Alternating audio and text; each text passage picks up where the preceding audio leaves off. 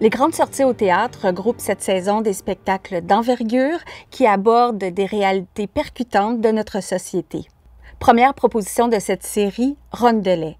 Un spectacle coup de poing, un documentaire théâtral sur l'industrie laitière au Québec. À l'automne 2016, l'artiste Justin Laramé participe à une recherche qui traite de détresse psychologique chez les producteurs laitiers.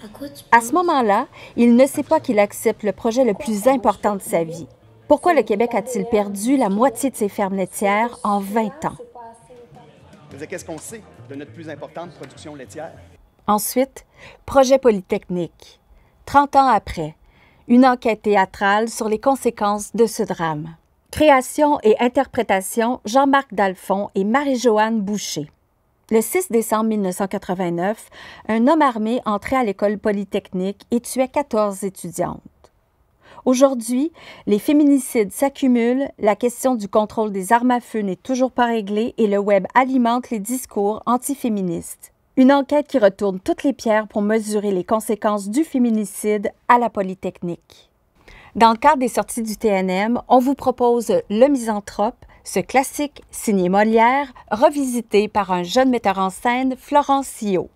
Je vous invite à redécouvrir cette œuvre dont le sujet tourne autour de la sincérité à tout prix. Ce spectacle met en scène Alex Bergeron, Dany Boudreau, Francis Ducharme, Yannico Ndoua, Alice Pasquale, Évelyne Rompré, Dominique Roustam et Mounia Zazam. Et comme quatrième proposition, La Machine de Turing, avec les comédiens extraordinaires que sont Benoît McGuinness, Étienne Pilon, les Sherbrookois Jean-Moïse Martin et Gabriel Cloutier-Tremblay. La Machine de Turing, c'est l'incroyable destin d'Alan Turing, le mathématicien anglais qui brisa le code secret allemand Enigma au cours de la Seconde Guerre mondiale. Pour ce faire, il créa une machine qu'on considère aujourd'hui être le premier ordinateur.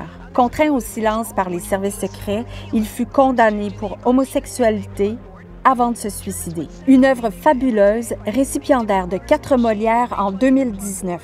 Et le dernier rendez-vous de cette série, et non le moindre, le spectacle Manikanetish, présenté par Duceppe, qui est inspiré du roman de Naomi Fontaine.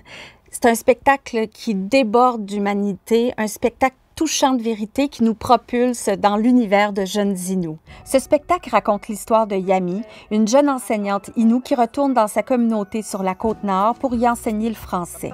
Elle constate que les choses ont changé. Ou peut-être est-ce elle qui a changé?